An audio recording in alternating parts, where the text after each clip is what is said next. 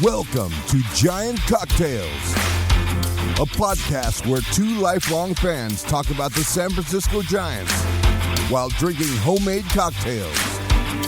Now, here are your hosts, Ben and Matthew Henry.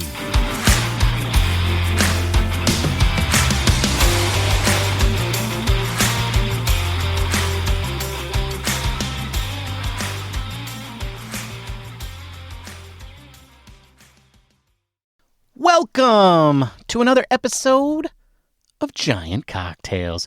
I am your host, Ben Henry, alongside my brother, the Super Murgatroyd, Matthew Henry. How you doing, Matthew? I'm being super, I guess. Super Murgatroyd. That's right.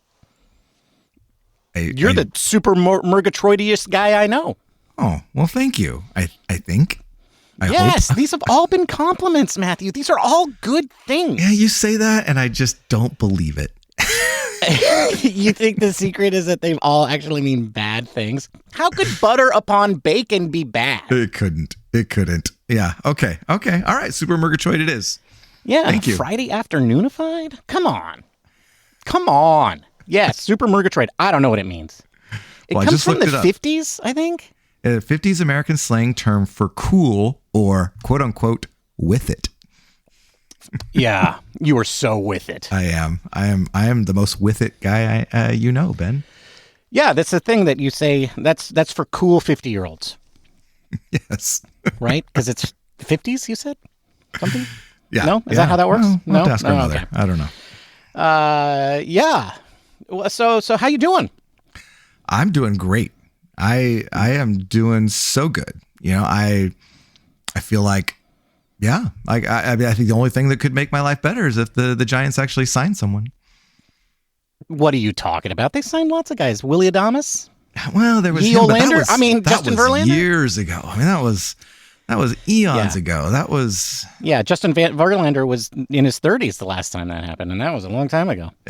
Exactly. Yeah. Let's just say Buster Posey is not Super Murgatroyd at this point. Well, I got to tell you, Matthew, I'm a little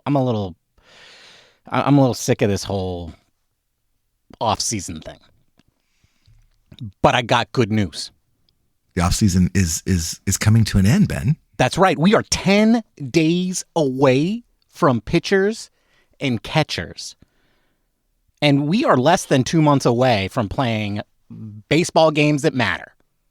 But even more importantly than that, folks, we are 0 weeks away from ending the Giant Cocktails hibernation. These two old bears are ready to come out for one more summer. I mean, it might be more summers than that. I'm not saying it won't be, but also I'm just saying we're so old that I can't guarantee. Like, we're Justin Verlander old, you know? And we're Dustin Verlander with like Scott Boras as our agent. That's right. So yeah, we're going to be back in your ear holes on a weekly basis starting today. And we will keep that up until the regular season approaches, and hopefully we will go back to our semi-weekly pace when that happens. So, welcome back, Matthew. Well, thank you. Welcome back to you. It is good to be back in the saddle again. Yeah, I agree. You know what that means? No, what does that mean? It's time for an uncomfortable truth. No, it's not. Yes, it is. It is. Yeah, I thought when we started going back to like normal, then we would be done with this. No, that's when we'll be done with this when the season starts. We got like 2 more months of this. Oh man. All right. What's your uncomfortable truth, Ben? Today is Uncomfortable Truth Bomb Edition. Okay. Yeah, these are just blanket statements that we all know is true. Mm-hmm. And they got to be said. Okay. Well, I don't know that they got to be said, but I'm going to say them. Truth number 1. Alcohol is poison, Matthew. As I take a sip of my cocktail. I don't know, man. There are studies out there that say under moderation it could be good for you. Yeah, all those studies are bunk. Yeah, Yeah, it's not. That's they basically agree that it's poison. It's poison. It's poison. But it's poison that feels so good. So good. But yeah, for our underage listeners, it's not worth it. It's not worth it. If you imbibe, you're going to end up being an old man sitting in his closet. And that's what, yeah. So just let that be your warning. Alcohol is poison. It'll ruin your life. Hang on, I got to take another sip. I did hear on another podcast today that alcohol, sociologists basically have this theory that alcohol is the sole reason for the way civilizations came together, and it was like basically beer before bread. Like the reason that agriculture like came together, so because they figured out that they needed to like grow stuff to ferment it. And so that was more the reason than actually making food. And so booze was more the driver of having people settling down and stop being nomadic. So, alcohol may be poison, but it's also, it brings people together, Ben. It also brings other animals together. Do you know there's other animals that drug themselves, Matthew? Really? Yeah, birds. Birds will intentionally eat fermenting berries. Oh, yeah. To get high. And I don't mean flying. So, yeah. The birds were the first drunken drivers. Drunken flyers, I guess. Okay. Anyway, I have another truth bomb. Oh, another one. Okay. Yes, this one is a little bit closer to the theme of this show. Well, I guess alcohol is pretty close to the theme of this show. Well, we're doing two prongs. Yes, so this is the other side of it. Yeah. Okay. At the end of the season, Matthew, the most uncomfortable truth could be, I'm a Giants fan. That could be pretty uncomfortable by the end of the season. Yes, it could be. When they could be battling the Rockies for cellar, kind of. That's right. I mean, or not, because here's my thing. Like, it's one thing to be a 500 team. It's another to be 2 games under 500, though. Fair, but I'm saying, like, when you are that 3 years in a row, like, the longer it goes on, the more it just feels like being bad. Yeah. And okay. So that's my uncomfortable truth. Both of my truth bombs. Okay. I have none of that. The only uncomfortable truth that I can think of that's even on par with any of these is that anytime, so I subscribe to Apple News, so it gives me like all the different like news publications and all the different stuff, and including science. One of the science magazines that's on there, and they're always about space and our universe and how it's expanding and how there's maybe multiple universes. And anytime I start to read one of those, I feel like overwhelmed with like just how vast and how like insignificant we are.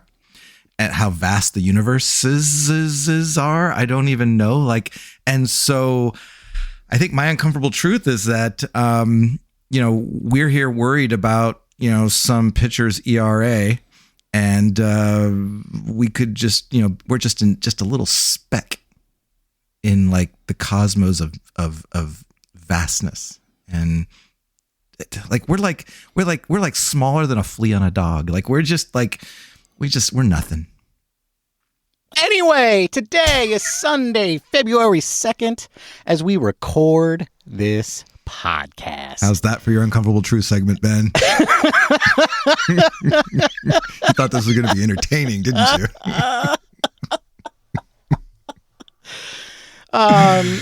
Wow. I mean, that makes me think that I can just worry about some pitcher's ERA. If I am that insignificant, then everything I do is insignificant, so it doesn't matter what I do or what I care about. I can care about whatever I want. That's true. Why should This we be is ranking fine. our insignificantness, right? Yes. Right. This is fine. The Okay. state of things are fine. They're fine. If I wanted to escape into a poison while I talk about a meaningless sport, then I can do that. That's my prerogative. It is. And everybody who's listening is prerogative as well. That's right. And so, on that note, today we will be talking about, well, recent Giants transactions that have occurred since Matthew and I last spoke. Or are we reviewing all of them, Matthew? Because I know, like, either way, it's not a long list. Do we have time to go over all 4 of them? Yeah, we probably I think do. I think we can squeeze it in. I think we can Yes. squeeze it in. We'll do it all. We'll do it all. We're gonna recap the whole off season of transactions, and then Matthew is going to present a special treat for all of us. I don't know what it is, but it's labeled the TGCBGIF. So stick around to find out what that is. But before we get to that, Matthew, it's time for you to ask us our trivia question. So today's trivia question is courtesy of user on Reddit whose username is Fat Zimbabwe. And I'd be lying if I didn't say I chose this question basically based on his name. Okay. Or her name. Who knows? Their name. And so the question is, who hit the first non-Bonzian splash hit for the Giants?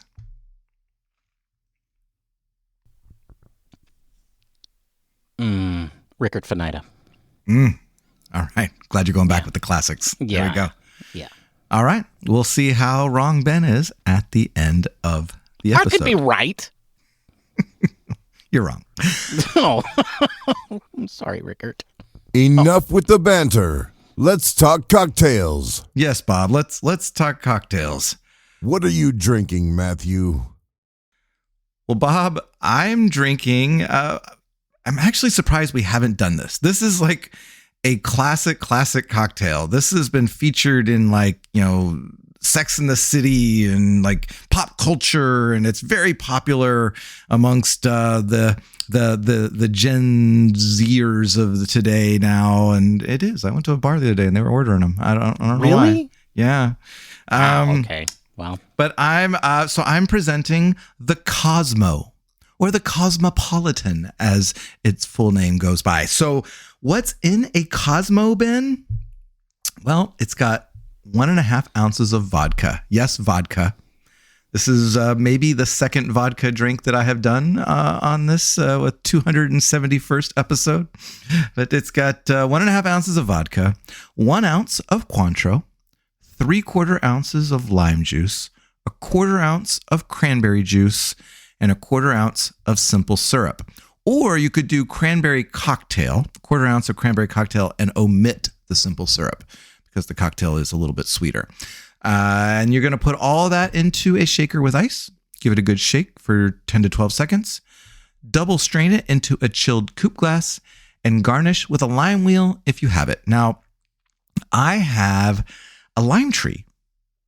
And I did not know this until I started harvesting limes from the said tree, that after a while, green limes turn into yellow and they look exactly like lemons, which is a problem because then when they're in the fridge, you don't know which one's which. And then when you want to garnish something and you want it to look like a lime on your photo that you're going to post on social media, it doesn't look like a lime. So anyway, mine is ungarnished, but it's a very nice pink floral drink, tart and sweet and very lovely. It's a classic for a reason. So that's what I'm drinking, Ben. The Cosmo. That's a tasty cocktail. Bob, it is actually. I was not a Cosmo person. I don't even remember if I'd ever had a Cosmo until about, a few weeks ago. And so it's been sitting in the back of my mind that we should actually bring it to the show. What are you drinking, Ben? well, thank you for asking, Bob. That is very kind of you. Bob, I'm not going to lie. I had a sneak preview to Matthew's cocktail, and that heavily influenced the cocktail I am choosing today. Bob, for the first time in the history of giant cocktails, and I don't know if this is true or not because I don't have AI set up to easily search through all of our show notes because I don't want to pay that $20 a month. But I'm going to say it's true anyway. We are presenting 2 vodka cocktails. I feel like Bob, that's pretty today, safe. It's pretty safe to assume that. Yeah. Yeah, it is pretty safe because I think we've done 5 vodka cocktails total on this show. And so today, well, Bob, the dude abides. That's right. I am drinking a White Russian. And I was inspired to do the White Russian because in my mind, the White Russian is an 80s cocktail. And I know the Big Lebowski came out in the 90s, and that's when it had its resurgence. And I know that the White Russian was invented long before the 80s. But the 80s was really, and the cocktail culture in the 80s was really one of, well, simplicity. And both of these cocktails are exceedingly simple, but also classics for a reason because they're good. And so anyway, how do you make a White Russian? Well, Bob, you take, in my version anyway, you take 1.5 ounces of vodka, 1 ounce of coffee liqueur. Traditionally, this is Kahlua. I'm using Mr. Black's.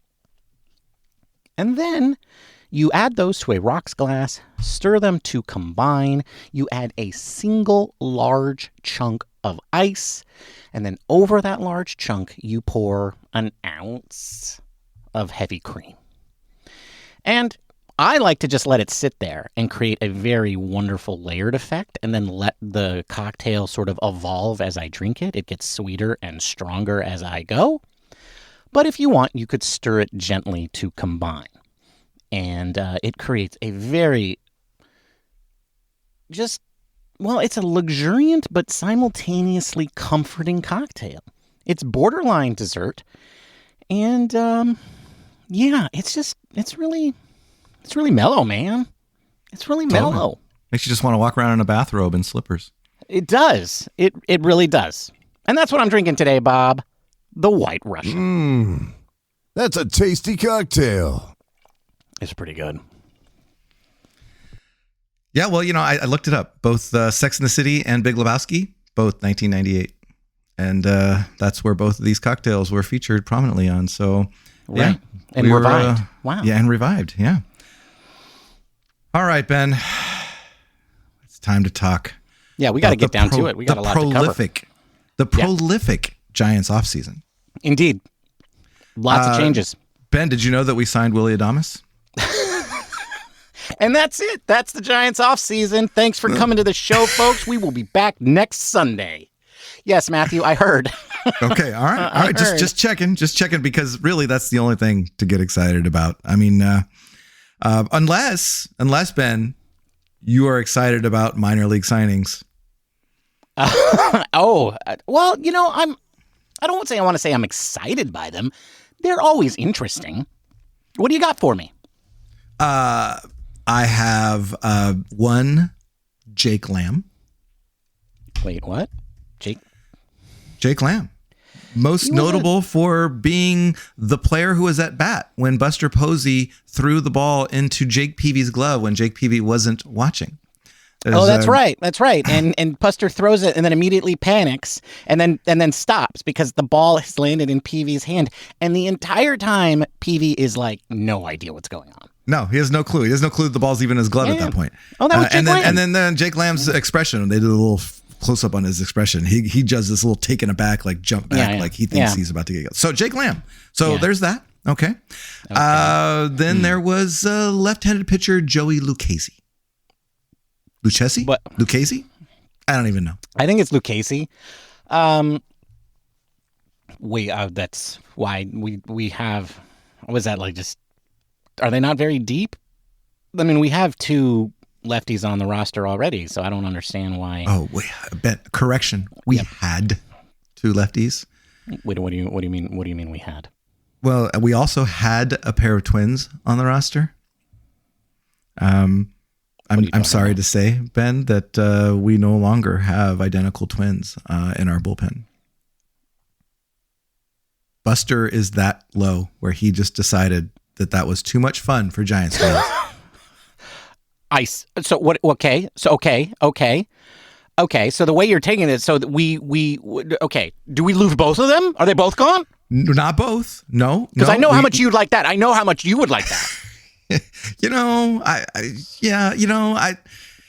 Tyler has grown on me. Tyler has grown on me. Yeah. Is it because he's so good? Is that why he's grown on you? Basically, yeah. Yeah. Okay. Yeah. So they got rid of Taylor. They did. He is now a Cincinnati Red. And the good news, though, is well, there really isn't any. I mean, we got some guy named Braxton Broxby or something like that. I saw that. And he had a not good season at AA last year. Yeah, I feel like it was just one of those like, well, let's get a player. Just pick one. You don't want Taylor to feel like slighted, because also Matthew, you don't want Tyler to feel like they screwed over his brother. Agreed. So that's why you need to get somebody back, right? But because the main reason they did this trade must have been to get rid of the money. Right, he was owed $12 million, right? So they're saving $12 million. They're saving $6 million. Say what now? They're saving $6 million, Ben. What? They offered that, so they're trading Taylor Rogers and $6 million for this AA pitcher that are you telling me they traded Taylor Rogers and are paying half his salary for Braxton Hicks, and that's all we're getting? Fake contractions, a drive to the ER with and then I got to go back home feeling like a schlup because I'm a first time dad. That's right. That's what we're getting. That's what we're getting. So that's but hey, Buster is in the memory making business, Ben. Okay, so you will remember this. I will remember it. I will remember it. A long time. Believe me. Well, honestly, Matthew, I am not surprised by this trade. I do think they did trade away one of the few things that is fun and interesting about this roster. I do think that. I mean, and I also recognize that's one of the few things that's fun and interesting about this roster. That's not saying a lot. But, it was clear Bob Melvin didn't like Taylor. No, he doesn't. And Taylor is actually one of the pitchers that's, he doesn't have options. He was on the roster or not. And I will say that this does give them a little bit more flexibility with all these other guys that are vying for spots, either in the rotation or in the bullpen. And so maybe you could make the argument that this is an opportunity now to get to see some of the young guys, I guess, unless Lucchesi makes the team. Then it's just like it was a salary dump. If Lucchesi ends up making the team, then this is just like they just saved $6 million. And don't even go that they're gonna use the $6 million now to to sign somebody else. They're not signing anyone else, Ben. What are you talking about? That could be that's the only reason this could have happened, Matthew. No, the other reason is that they want to save money, like Buster said at the very beginning of the offseason. And then what was it? Pavlovich came out and said, "Oh no, they're willing to go beyond for some certain people." Well, those certain people are gone, and now they're just in saving business. Okay, they are not going to be. There's no money. They're not going to spend it on anybody. Wait. Just stay with me. Just stay with me here. Okay. All right. They got almost $30 million free. Okay, Spotrac says, based on projections, right? Because they still got to do the all of the arbitration stuff. They got to all these estimates have to be locked in. But Spotrac says they estimate that now with this change, the Giants will be 29 million and change under the luxury tax cap. I feel like if there's a Bregman or an Alonso who's still unsigned and maybe wants to do a Matt Chapman deal or a Blake... No. Why? No, I'll tell you why. Because both those players have qualifying offers attached to them. And the Giants are not going to lose 2 more draft picks for 1 year of a guy. That's stupid. Why would you do that? So so it's Jake Lamb, at first base. I mean, just get used to it, Ben. This is the way it's going to be. Okay, I don't want to dwell on this, but I do want to say this because this is starting to piss me off. Okay, I'm starting to okay. The Giants' revenue from 2023, I think, was estimated to be somewhere around the $443 million from baseball operations. That doesn't include all their cute little real estate things. Okay, wait, that's how much money was that nobody Say counts. that again. Say the money again. What? How much? $443 million in revenue. Oh, that's a good chunk of change. That is a good chunk of change. They are the 5th most valuable organization in baseball. I think somewhere over $4 billion is the rough estimate. All of these things vary because they're estimates, but I will say this. Major League Baseball did say that they made a record $12 billion across all 30 teams last year in 2024. And the Giants, $443 million sounds about right given where they are and where they stack up. I don't buy that this team needs to save money. I don't buy it. The only reason you should be lowering your payroll is to stay under the tax, because the tax hinders your ability to draft and sign international free agents. Other than that, this team, this organization should not have any trouble with its money. And if these owners are having problems with their money, we need new owners. That's it. That's all I'm saying. I look, break even, whatever. But you guys, $443 million. And I know you're going to come out and say, "Oh, those are estimates. That's not true." I get it. They're not exactly true. That's a lie that you can always tell and still technically not be lying. There's also a lot more expenses than just payroll, right? Oh, I don't want to hear about that. All they pay for is the players, Matthew. There's the minor league system. There's the training camp, and wherever they just signed all their international guys. No, the hot dogs come in for free. I don't want to hear that. Okay, yes, you're right. They've got operating expenses. I get it, but I'm still not buying that this team needs to save money. Because if it does, then you're doing something wrong, Mr. Businessman. All right. I'm going to get off that one. Yeah, well, that's good. I mean, I think we have a right as fans to feel that way. I think they're done. I think, and Buster has pretty much said that. So he has. They did sign Justin Verlander. That was the other. Yeah. They got the old guy. I mean, they got the does that really count? He's going to make 3 starts and he's going to hurt something. And then he's going to do an Alex Cobb all year long. Yeah. Okay. All right. Well. All right. So where does that leave things, Matthew? What do we got? What do we got? I was just going to say this might be a good time to look at who we got, because this is it. This is it, Ben. So I thought maybe the 40-man, we could go over that. Now, the pitchers, there's a lot of familiar names on here. I'm just going to run through them really quickly. Okay. And there's maybe, I think we've seen just about everyone on this one, but it maybe except for 1 or 2. We got Tristan Beck, Hayden Birdsong, Spencer Bivens, Mason Black, Camilo Duvall, Kyle Harrison, Jordan Hicks, Sean Jelly, Trevor McDonald, Eric Miller, Carson Ragsdale, Robbie Ray, Randy Rodriguez, Tyler Rogers, Landon Roop, Carson Seymour, Justin Verlander, Ryan Walker, Logan Webb, and Keaton Wynn. Those are our pitchers.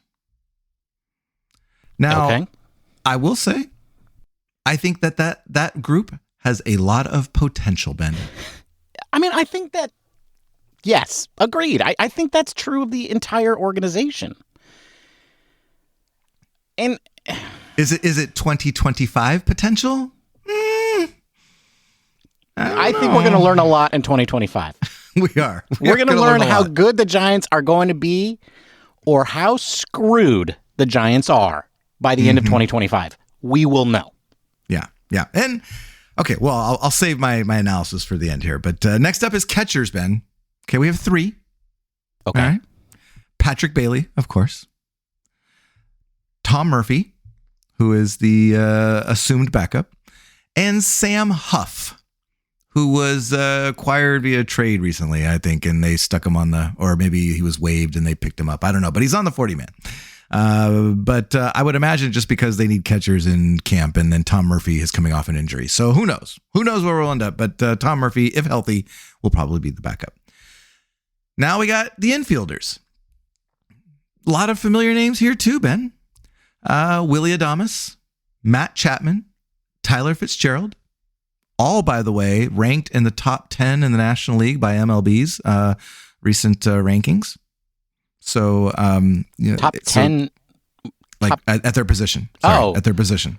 Yeah. Yeah. Second base is oddly weak. It is. And Tyler would be right up there. He'd be like, top 4 or something like that. Then you got Wilmer Flores, Marco Luciano. This is the own Giants website naming him an infielder. Casey Schmidt, David Villar, Lamont Wade Jr., and your favorite, Brett Wisely. Oh, good. I would say that my immediate reaction when I hear those names is good. Let's just hope no one gets hurt. Agreed. Then we move to the outfield. And again, some very familiar names. We have Gerard Encarnacion, Jung-Hoo Lee, Luis Matos, Grant McCrae, Wade Meckler, Elliot Ramos, and Mike Yastrzemski. That's it. That outfield doesn't scream like Murderer's Row or anything, but again, potential, Ben. Potential. I mean, I think that the potential epitomizes this team entirely. Like, I don't know if you can tell, listeners, but I'm not super psyched. I think in our last episode, I said I was whelmed. Well, I'm getting off the fence, guys. I'm getting off the fence, and I'm getting off the side where I just pick up my ball and I go home. Oh, are you underwhelmed? I'm underwhelmed, Matthew. I'm underwhelmed by the moves that have been made to make this team better. But Matthew, I'm a realist. I'm a logical guy. And there's a part of me that looks at this move that they're doing and is like, yeah, this is what you need to do. I mean, if you look at the Farhan Zaidi era, it's all right there. It's all right there. Because, folks, the minor leagues are a disaster. It is a wasteland. So everything that Zaidi gave to this organization, whether you think that was a little or a lot, is on the 40-man. It's on the 40-man. This is it. And it's like, yeah, we got to see what we got because we don't really know. Now, there's a lot of upside here. And there's a lot of ways that this could go right. But as we know, a lot of people almost make it and don't. And that is the story of Major League Sports that nobody really wants to talk about. But it's true. Most people don't make it. And if the cookie crumbles that way, we're in a world of hurt. And maybe we will need that $30 million next year, because the only way the Giants are going to get themselves out of this problem is by buying their way out. And maybe that's what they're doing. Maybe this is just saving money for the future because the next 5 years are going to be all about free agency. So, yeah, they got to figure out what they got. And so maybe that's what's happening here. Well, and I will say, Ben, that you get to this point, I think every organization, the Giants have tried to avoid this moment for a very long time. They've tried to avoid the moment where they are not going to be that competitive unless everything rolls perfectly, and we'll get to that later. But I'm looking at these guys that we named off. Most of these guys that we've heard of that haven't quite made it yet have either one more option or this is it. They have no more options left. So we are at this, like, this year is are they going to be contributing to the major league club, or are we going to have to start from scratch?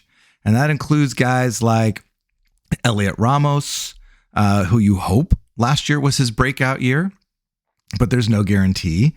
Tyler Fitzgerald has 2 more options, so he's not even included in this. Yeah, but he's 27. Yeah, right. Okay. Yeah. But then you got guys like Brett Wisely. It's there last year.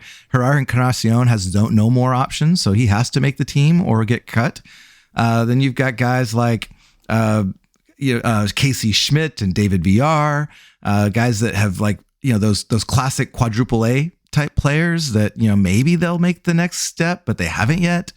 So, and Marco Luciano, that's the other one, right? So you've got all these guys that we've been hearing about, that you've been hoping about, and this is the year.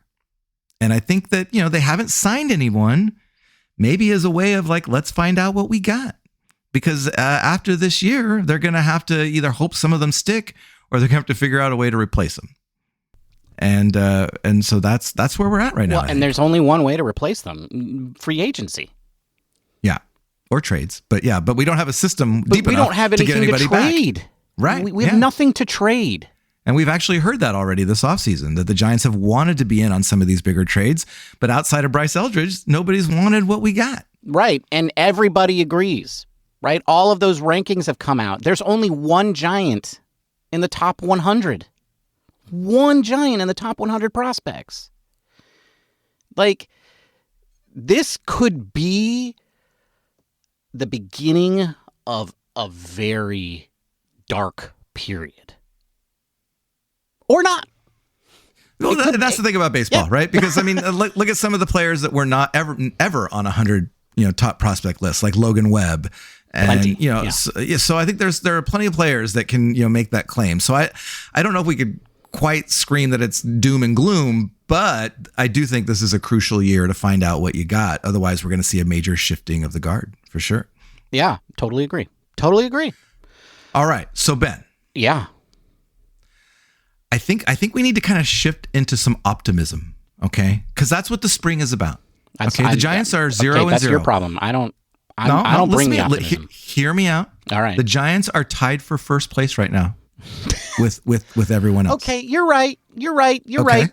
Yeah, that's what you got to think in spring training. Like, this is our year. Yeah, we're good. We're gonna. Yeah. All right, and I know I have been known to be the optimist. All right. And over the years, it's getting Pirate fan. That's right. It's getting harder and harder to be the optimist. But I feel like I've come up with a list. Okay. And I know that you certainly probably could contribute as well. But I wanted to play a game. Ooh, a game. I mean, okay. Yeah. The game is called The Giants Could Be Good If. Oh, this is okay. I get it. The Giants could be good if. Okay. Because I'm looking at, there are no, like, black holes. There are some, getting back to my universe metaphor back earlier, right? There are maybe some meteors that are, like, circling. I don't know. There's just there's one that they said could hit us. That just was in the headlines in the next couple of days. Oh, great. Not the next couple of days. In the last couple of days, the asteroid was in the headlines. I think it'll hit us sometime in the next couple of years. Maybe. Okay. Yeah. Mm-hmm. Well, then none of this. But other than that, I think we're good. Okay. Well, let's get into it. So I have some thoughts on the Giants could be good if, and then I'm going to name something. So the first one, I'm going to start us off. All right, do it. The Giants could be good if Jung-Hoo Lee becomes the player we thought he could be. All right. Yeah. So, I mean, we didn't see much of him last year. This is a big one. You could almost look at him as like a free agent for this season, right? That this is a guy that could help the team because, he got hurt early last year. We never saw him. So, I feel like if Jung-Hoo Lee becomes the player that he was projected to be, the Giants could be better than we thought. Yeah, and I heard that he's back and he has been fully healthy for a while. So he has had his full normal off-season routine to go through, and he has been fully healthy. So we'll come into spring training 100%. So yeah, that's a big deal. Okay, I like it. All right. Okay. Like How about you? You go on one. Ooh, I go one. Let's see here. Bryce Eldridge. Okay. Yep. Bryce Eldridge comes up, and on opening day, he hits 4 home runs, and he sails through, hits 74 home runs this year, wins Rookie of the Year and MVP, and then has 1,000 career home runs. Yes, that could happen. Okay. So what I'm hearing you say is the Giants could be good if Bryce Eldridge becomes a Rookie of the Year candidate. Matthew, this is my optimism for spring training. Give me Bryce Eldridge, okay? I don't care if he's like 4 years old. Like, I don't care. All right. But I think that's a good point, though, right? If that, you just need that one unexpected thing. Yeah. You need that one thing that's going to like happen that maybe you weren't quite counting on. And Bryce Eldridge could be that guy. He could be that guy. He could be. He could also start in Double-A and never leave Double-A all year. Okay. And, well, and that still in mind, not make his debut one. until he's 24 and still have a Hall of Fame career. That's true. I mean, he could give you a cup of coffee in September, right? I mean, That's kind of what we're looking at, right? So who knows? Agreed. But I'm just saying, like, if he becomes up, and I'm sure, okay, Rookie of the Year candidate, then yeah, that's going to be a big difference maker for the Giants. Okay. I will remind you that Tyler Fitzgerald was a Rookie of the Year candidate. So, you know. Well, I mean, every rookie is a Rookie of the Year candidate. But I mean, like, he was mentioned, like, as, you know, like, he may have even gotten votes. I don't know. I forget to check. But I don't anyway. think Tyler Fitzgerald, who had his breakthrough year at age 26, and Bryce Eldridge, who is 20, are the same thing at all. Okay, but I'm going to say it. The Giants could be a good if Tyler Fitzgerald is the real deal. Okay? Yeah. Mm-hmm. I mean, third base Matt Chapman, shortstop Willie Adames, second base Tyler Fitzgerald. If we get their seasons that they're like at their ceiling, this could be a really good Giants team. Yes. If Tyler Fitzgerald now becomes like a 298 on base and, you know, hits 250 and maybe like 15 home runs, then we're not. Then maybe not. But if he's anything similar to what he was last year over a full season, I think the Giants could be good. I agree. Matthew, I would like to ask you a question. There's something about Tyler Fitzgerald that I keep bringing up, but I really don't feel like I've made my argument strongly enough. And I want to talk about it because one of the things that people point to Tyler Fitzgerald as being maybe not so good is his high BABIP. You know, so BABIP is his batting average on balls in play.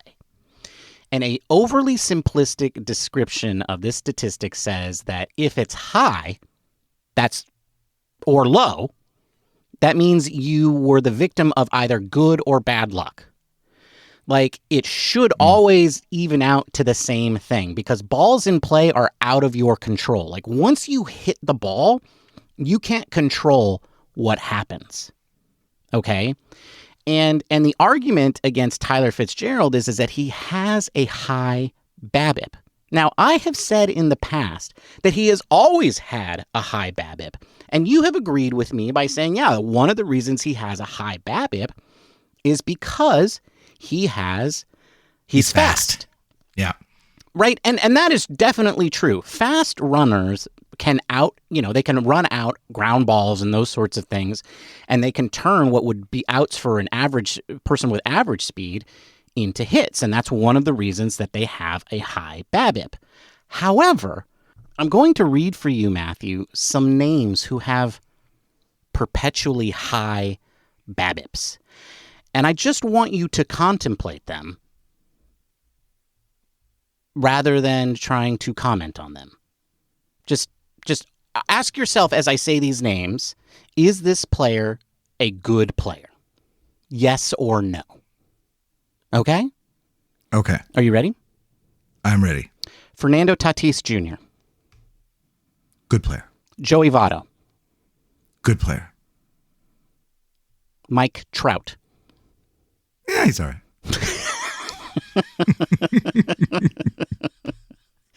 Chris Bryant.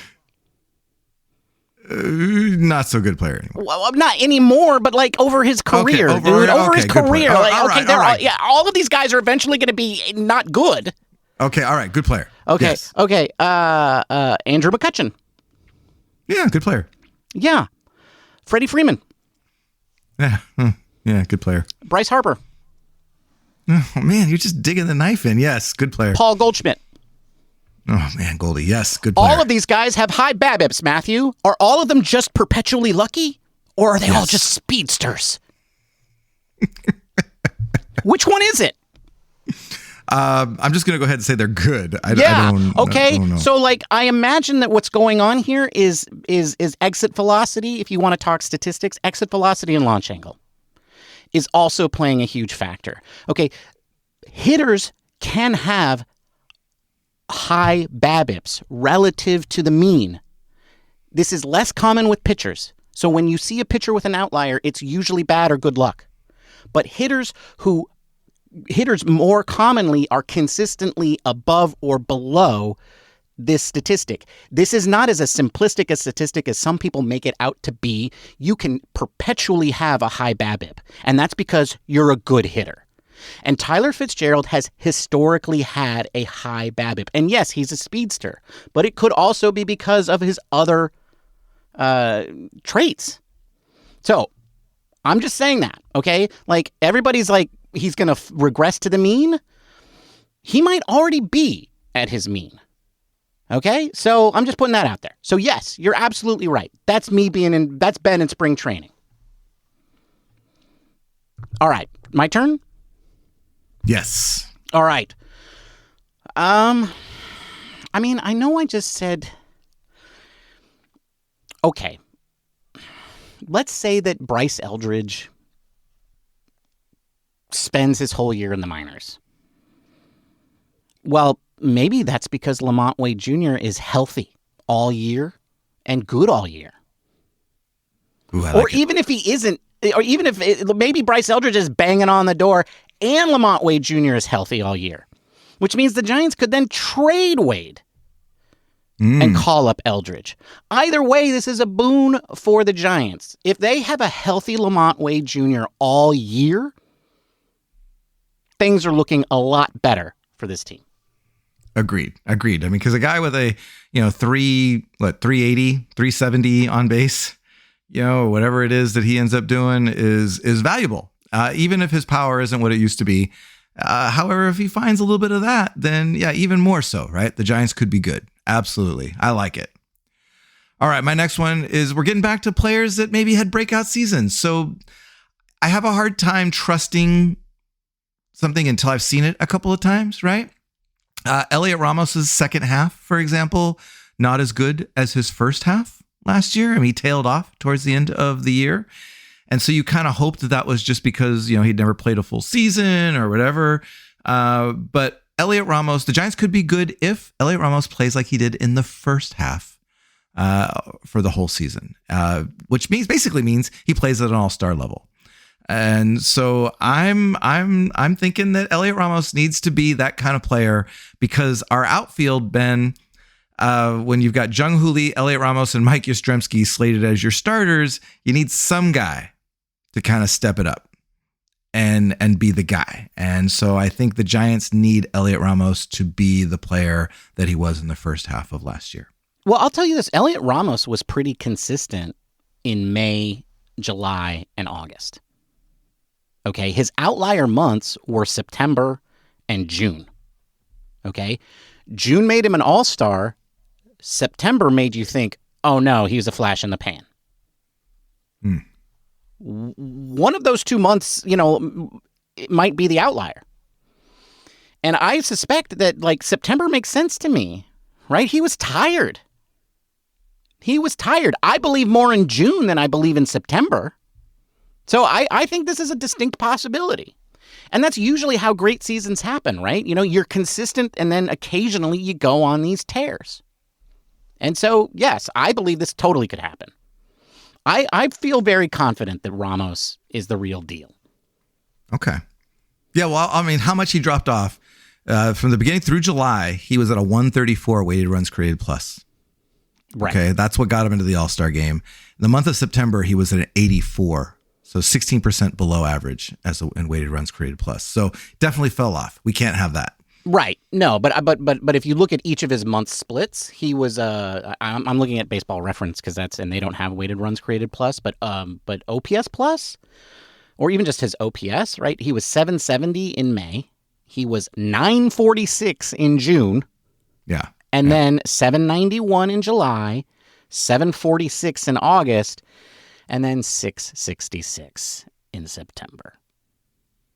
Okay, so he got tired. Yeah, he got tired. He got tired, and June was crazy. But like crazy happens. And that's, so I think he was rather consistent across all of those months. So 4 out of the 5 months that he played consistently, he was at around 750 or better OPS.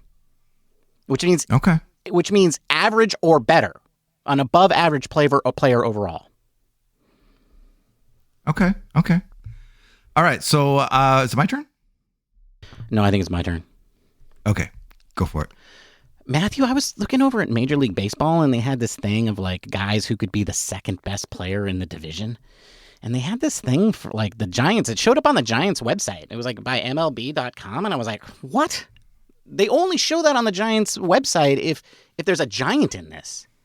And I clicked on it and I scrolled down and I was like, who are they picking as being the second best guy in the division that could be a Giant? And they picked a name that actually I was like, that actually makes a ton of sense. Patrick Bailey. Okay. Why? Because Patrick is the best defensive player in baseball. He's the best defensive player in baseball. Yeah. Nobody is better at keeping the other team from scoring runs than Patrick Bailey. And a lot of that has to do with his framing, but the rest of his catching game is very good too. If he can just be even close to average for the second half of the season, Matthew. That's the key. Second half. That is the key. Let me give you a little numbers here. Okay. Up until July 1st last year, Patrick Bailey had a 118 weighted runs created plus, 18% above league average. He was batting .276 with a .343 on base.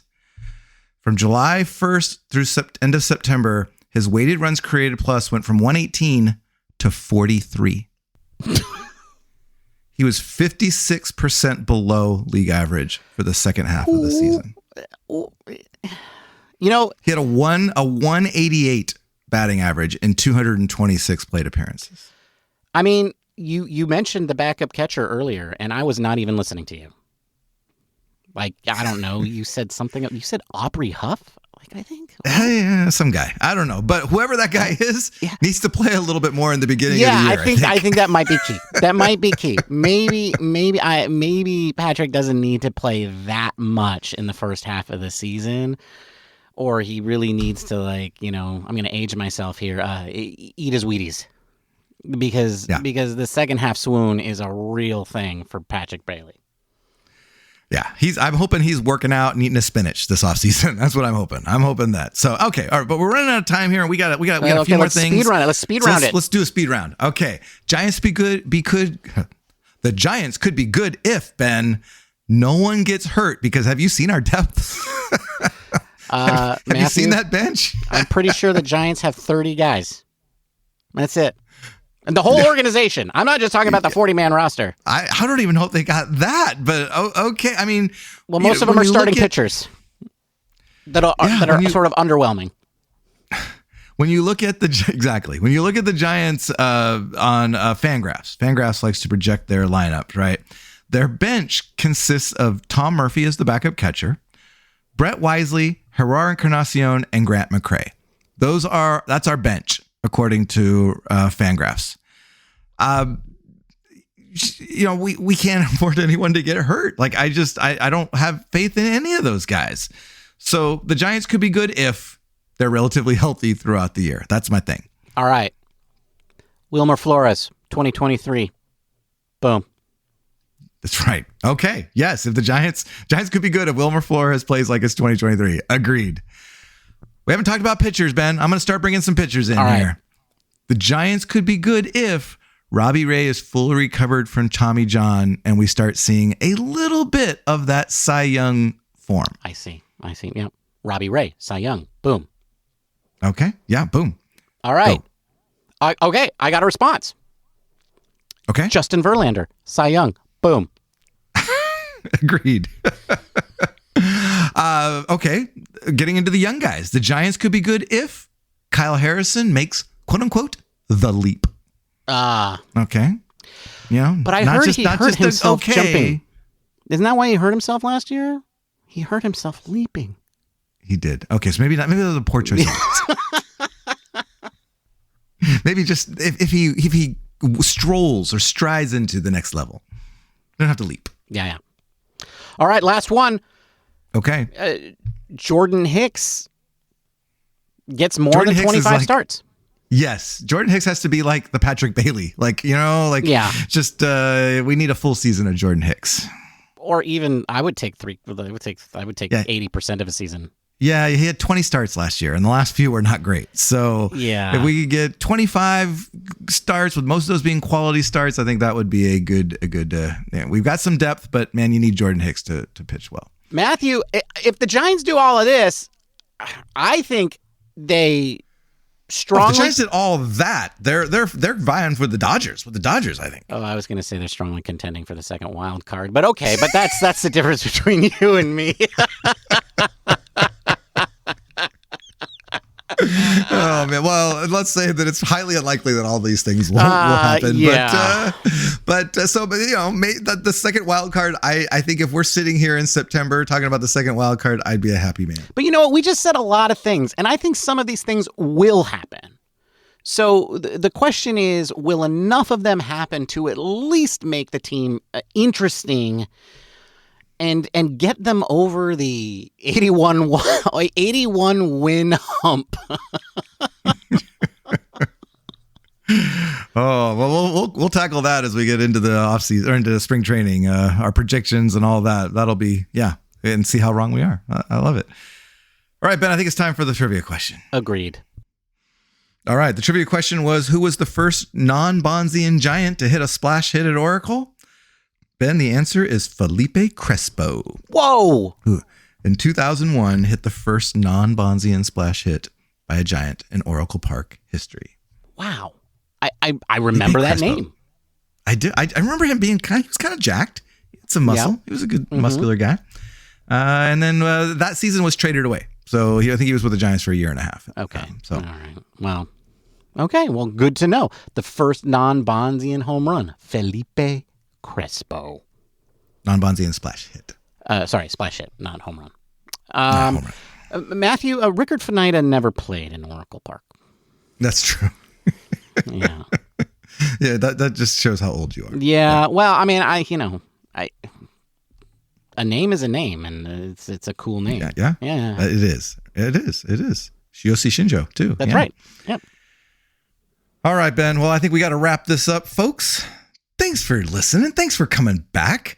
It's good to be back here for a new season. Our new season, though, doesn't officially start until opening day. That's right. So you're going to get the same old, but we're looking at maybe mixing things up a little bit by opening day. Little changes in here and there you might see. But Ben and I are excited to be back. We're back for good weekly for now. And as we get closer to opening day, we'll probably start hitting our bi-weekly rhythm. And looking forward to that. Semi-weekly, not bi-weekly? No, bi-weekly is 2. Semi is half. Okay. All right. Semi-weekly. I stand corrected. I do think both are correct, though. But anyway. Well, one is correct if you're just ignorant. Sure. Oh, okay. Anyway, folks, don't forget to follow us on the socials. We are on Blue Sky now, if I remember to post.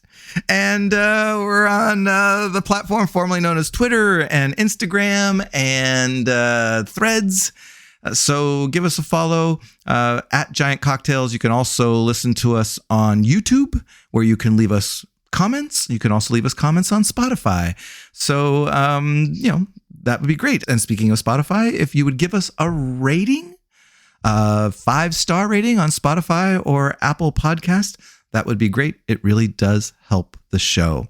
Folks, it's good to be back. Ben, it's been good to chat with you about the Giants again. Looking forward to a new season. Until next week, cheers, my friend. Cheers, Matthew. Bye, everybody. Goodbye. Thank you for listening to the Giant Cocktails Podcast. Until next time, bottoms up.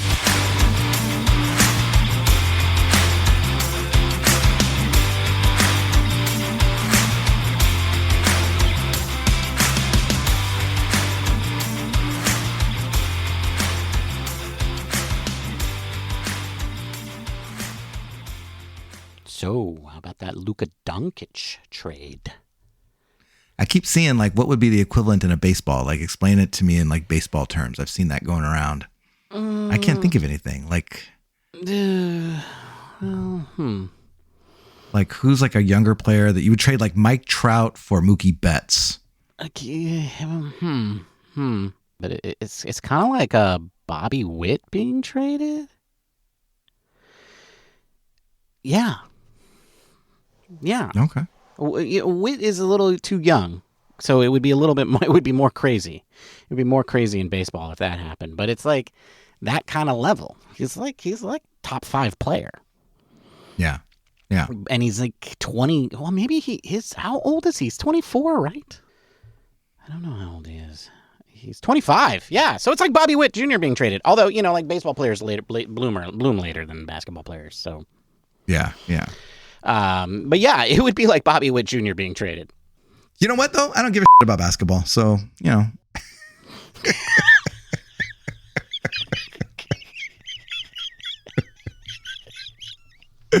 Oh, man. Good thing we're doing a Giants podcast, not a NBA podcast. That's kind of why I brought it up, because I was like, we don't know about basketball.